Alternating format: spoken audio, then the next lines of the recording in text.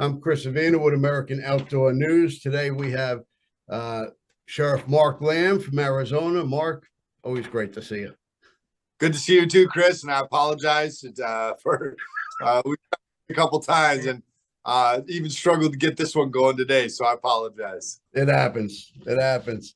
Now, I know you were just in Washington not too long ago to testify on what's going on the border. What is going on the border? It's a disaster. It's a complete and utter disaster. The cartel's making more money than they've ever made. They're trafficking humans and drugs, and we see it every day coming through our communities.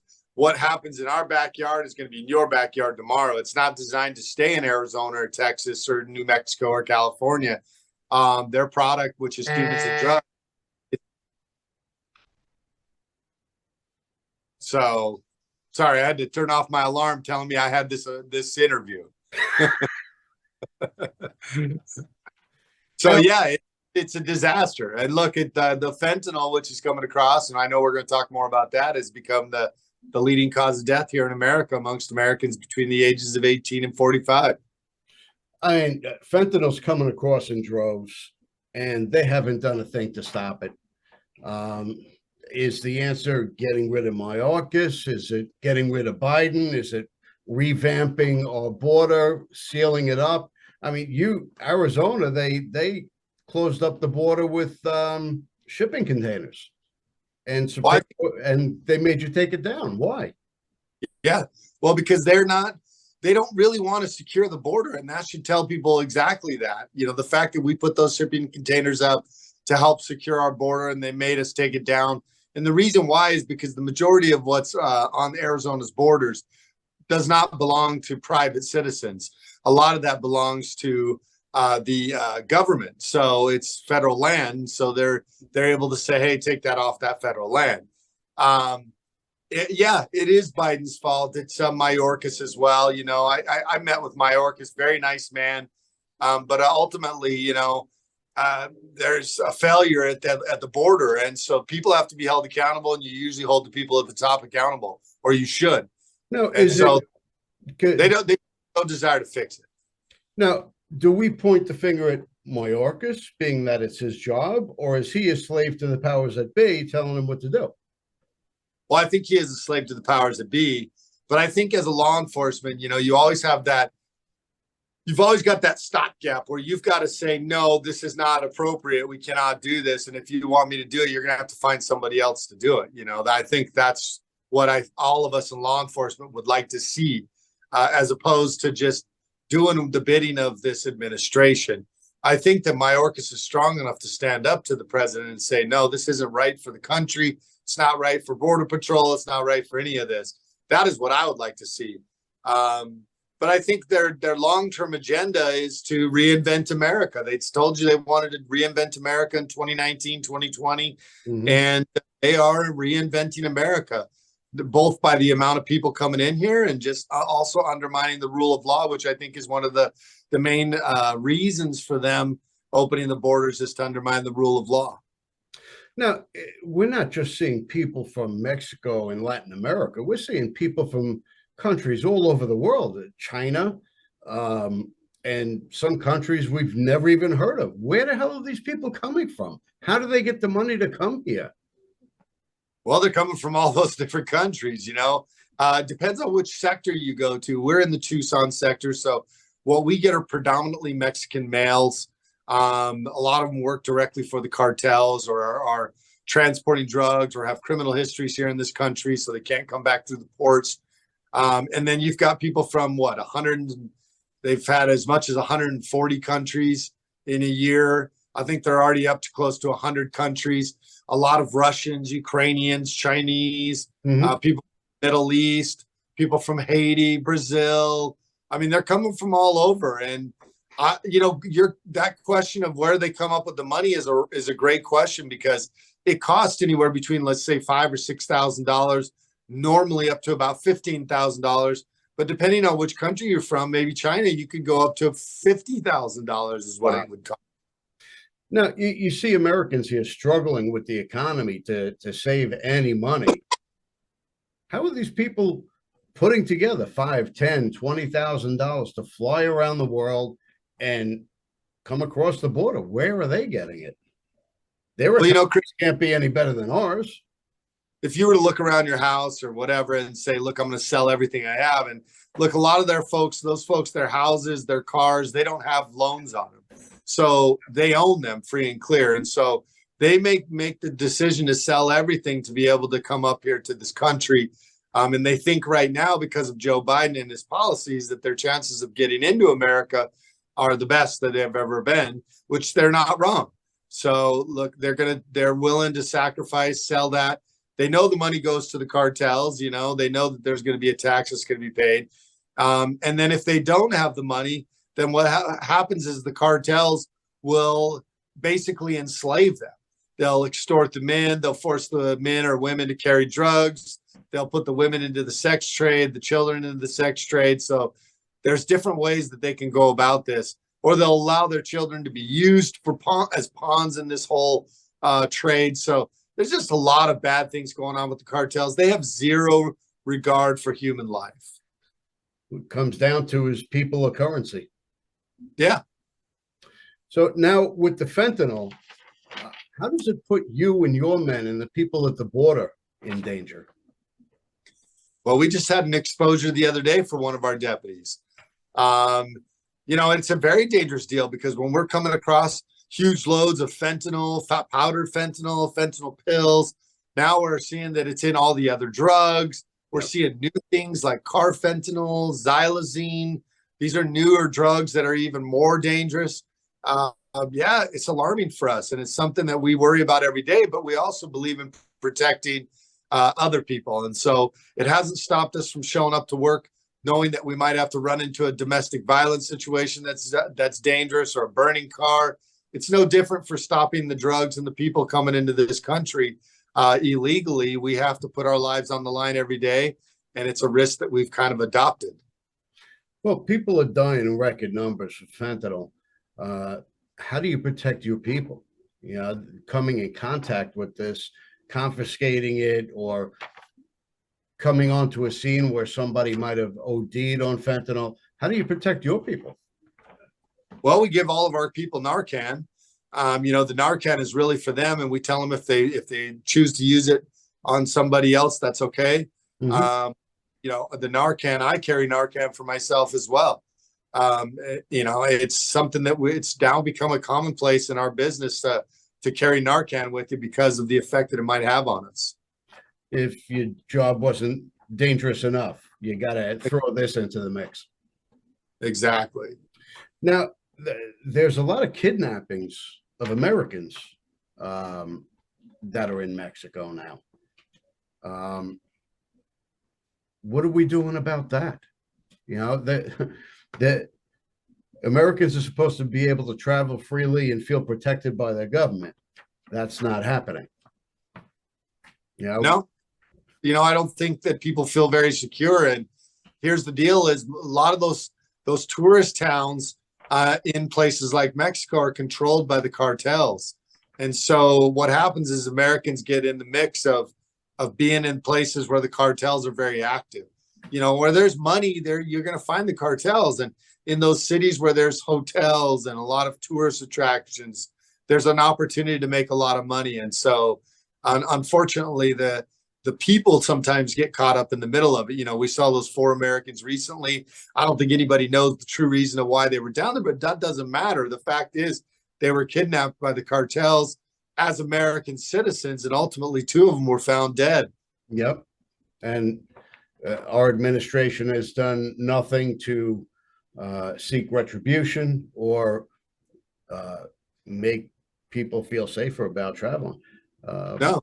Look, I think we should declare them terrorist organizations. They are terrorist organizations. They strike terror and fear into the hearts of people that are being trafficked by them every day, by the parents of those who have lost loved ones from fentanyl, or by any parent whose son or daughter may be, being affected by, or family member may be being affected by addiction issues. and just the violence that they've used, and that spilled over not only on into America as well. I think they certainly qualify as being terrorists, striking fear into the hearts of Americans. That would give us the ability to use some parts of our military to actually eradicate this. We could do this in no time, using our special forces, other people. We could make this problem go away, and hopefully join us with it. I mean, it's not a border town situation anymore, because every state is a border town now. The cartels are planted themselves all over the country now. Yeah, absolutely. Look, if they sell drugs in your neighborhood, you likely have cartels in your area. They don't work on good faith. They don't go, hey, we'll ship you 10 pounds of fentanyl pills, and whenever you sell them, just send us the money back. We'll work on good faith. That's not how they work. They make sure that their product arrives to the people that are ultimately going to sell it, and they make sure they collect the money on the backside. Now, what about guns coming across the border? We don't see as many guns coming across the border. We do have people now. We're starting to see more and more guns involved in trafficking, whether it's Americans taking guns down as they go pick up people at the border to bring them back up to, let's say, Phoenix. There are coyotes or cartel scouts that have guns. But most of the guns that we see involved in this cartel activity are actually guns going back to Mexico, guns being trafficked back into their country, which is still dangerous. Look, we don't want to put it we don't want guns in the hands of those crazy guys down there that are killing each other like crazy down there in Mexico. It'd be cartel to cartel, So it's basically Americans arming the cartel in making money in the process. I wouldn't say it's Americans. I would say that they are taking advantage of being able to buy guns, from people here or whatever, or using American citizens to buy guns and then paying them a good amount of money to get those guns from them. Basically, a straw purchase is what that would be. Yeah. They're doing it a lot of different ways, but I wouldn't say they're just using our American system to be able to bring guns into their country. Well, here's a good question. Why are non-citizens allowed to buy guns in our country? Well, I don't know if I've never tried to buy a gun as a non-citizen. I've been a citizen. I've never had an issue. I know they ask those questions, and I don't know that they can buy guns if they're not citizens. They would probably have to have some special permits. That's beyond me. Because I'm not a big, I'm a very pro Second Amendment guy. So I think that we've infringed that right way too much as it is. Well, the Second Amendment applies to American citizens. Right. Don't apply to foreign nationals or illegal immigrants. Same as buying property. You can't buy property in Mexico. You could lease it, 99-year lease, but you're not able to buy it. Why are they able to buy it here? Yeah. And I'm not sure that they can. I mean, I know there's questions on the 4473 that asks about it, whether you're a citizen or not. Well, China seems to be buying up a lot of property. Oh, yeah, for sure. Now, there was recently a shooting in Denver, school shooting. And I'm sure you're going to see them come out in droves about stricter gun laws. As they always do. They always politicize a shooting. A stricter gun law is going to prohibit something like this from happening? No. Unfortunately, a lot of the shootings that you have are already in areas where they already have very strict gun laws. And it's very deceiving to the American public. And look, I'm not trying to minimize the deaths that are involved in a school shooting. Those are tragic. And those are more about mental health. We're having a tough time corralling mental health. I always use this as an example. I could take my gun. I had somebody, a reporter from across the pond from the UK, and talking to me about guns. And I took my gun out and I set it on the tailgate of the truck. And I said, look, if nobody touches that gun for 100 years, that gun will never harm a soul. It will never hurt anybody. Yep. It's not who hurt people, it's people who hurt people. In most cases, the guns were illegally acquired, or they took them from a parent, or they took them from somebody else that are being used in those crimes. And you go into the cities, a lot of those guns are all illegally acquired. So those are all situations where gun laws wouldn't have fixed it. Now, to put it into perspective, on the average, there's about 450 rifle deaths a year, or murders a year, homicides involving what would be like an AR-15 or some other weapon. There are 107,000 Americans that were poisoned by fentanyl. So as a sheriff, do you want me to focus on fentanyl or the 450 deaths in a country of 350 million people with 20 million plus rifles? Mm-hmm. I think we're misguided, and I think we're misleading the American people as to just what the issues are in this country. Really, it's a mental health issue. Well, I think in this particular case, it's something that they were well aware of. They had to pat this kid down every day when he came to school. Why was he allowed into the school to begin with? And secondly, it's not an issue of law-abiding citizens owning guns. What are we going to do to keep the guns out of criminals' hands? Why don't we focus on that instead of restricting our rights? That's a great idea. Look, I don't know what the details were of this case in Denver with the kid. I don't know what the background was. And look, we have laws in place that restrict those folks. It should restrict the people with mental health issues, the criminals from getting the guns. They're going to get these guns whether you have laws in place or not. Yeah. But past laws typically just restrict the law-abiding citizens. The criminals are already not following the laws. Yeah. Well, I mean, I think that comes down to the judicial system in general as well. I mean, you got people like Alvin Bragg. I'm in New York. Here's a guy that's DA in New York, or was until the other day, grandstanding, looking to make a statement, trying to arrest former President Trump, instead of taking care of crime on the streets, the common criminal. Crime is off the charts here in New York. Why wasn't he doing his job about putting the common criminal in jail?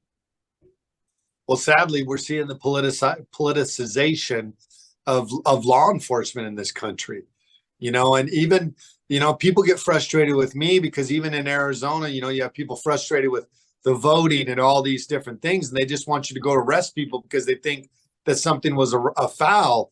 But in the end, it still requires evidence. Our job in law enforcement is black and white. It's can I put enough evidence together to be able to go after somebody? This is what the burden of proof should have been out there for Alvin Bragg. And my understanding, a lot of these cases where these cases are still being pushed forward, the county attorney may have passed up on it. Somebody else may have passed up on it. And then they're still coming back and charging these people. So we've got to stop the weaponization of law enforcement in this country. And I think this was a perfect example. This was a nationally highlighted issue where somebody politically would look like they were going after somebody else, especially even if they did have a crime that occurred, it would look like it was a misdemeanor at best, that the statute of limitations had expired. There was a lot of issues with this case in the first place. Yeah. But it looked like they pushed it forward. So I think we're in a dangerous place in this country where we allow that weaponization of law enforcement. Well, I think we're in for a rough ride over the next year and a half till election time rolls around again. And we're going to have to wait and see what happens. No, I agree. I think we're in for a definitely rough ride. Look, the economy is declining. We are seeing more and more issues pop up every day. There's just a lot going on that are just very concerning to a lot of American people, and as they should be. Look, I just think we're heading in the wrong direction as this country. I think day by day, more and more Americans are realizing that. Well, I know, I'm an older guy. Growing up in this country, it's not the same country. I'm sure you have your own views on that as well. I do. I feel the same way. You know, this wasn't like it was when we were growing up. And I tell our kids all the time, I was like, I'm sorry, you know, we grew up in a very different America. And now, you know, these kids are faced with something different. And a lot of things have changed that. Social media, the ability to, their ability to watch the federal government's overreach, how they've been infiltrated into, really push their way into areas where the founding fathers never designed them to be. Mhm. I think the states have given up because for money or for grants or whatever it be, the states have given up a lot of their rights, which is not what this founding fathers set this country up to be. This was designed to have states' rights. Federal government was there to assist the states and provide for a common defense.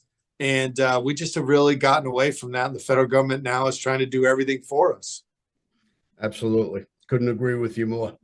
Now we're kind of running out of time, but I want to thank you for coming on and taking the time to speak to us. I know you were a little under the weather last week. Where can we find you? I'm on Instagram. It's American Sheriff. On Facebook, it's Sheriff Lamb. And you can get my books. I have 2 books, American Sheriff, Traditional Values in a Modern World, and American Sheriff, Rules to Live By, which is based on the poem by Rudyard Kipling, If. And I tell stories of the founding fathers of hope and courage and determination. But you can get both of those books and my wife's books at americansheriff.store. I'll sign them and send them out. So that's americansheriff.store. You can get them on Amazon too. They just don't come signed. I have both of them. Yeah, thank you. And I just appreciate you having me on today. So come check me out. And I promise you guys, I'm a person of hope. Look, we still live in the greatest country in the world. That's why hundreds of thousands of people are trying to cross our border every month. They still want a piece of the American dream. But we've got to wake up, and we've got to take our country back, and we've got to vote people in that are going to be good stewards. They're going to be good representatives that understand that they serve we the people, we're not their subservience. So we've got work to do on our end, but we still live in the greatest country in the world. I agree. All right. Are you going to be at the NRA convention? I am not. We actually have something called Country Thunder that goes on in the same week. So it's all hands on deck here. 4 days of country music festival. We got about 30 to 40 to 50,000 people extra in our little town here that for a week. So I'll be all hands on deck for that. Well, if you need some extra muscle, let me know. Yeah, I will. Thanks again, Mark. I appreciate you coming. For being patient with me. No problem. Hold on. Bye, Tim. We love our children. We protect them. We guide them. We prepare them for life in the world. With all that we do, from deep in our hearts, we cannot control all things. Life-threatening illnesses and disabilities affect far too many of our children each year. While we cannot change the circumstance, we can make dreams come true. Dreams to provide hope, to provide spiritual healing and strength, to provide moments of happiness and relief in the hardest of times. We can give a glimmer of light and hope in a time of darkness and despair. Join huntofalifetime.org to help make dreams come true, to provide hope for children with life-threatening illnesses and disabilities. Hunt of a Lifetime is a non-profit organization fulfilling dreams for hunting and fishing trips to youth 21 and under with life-threatening illnesses and disabilities. Visit huntofalifetime.org to learn how you can make a difference.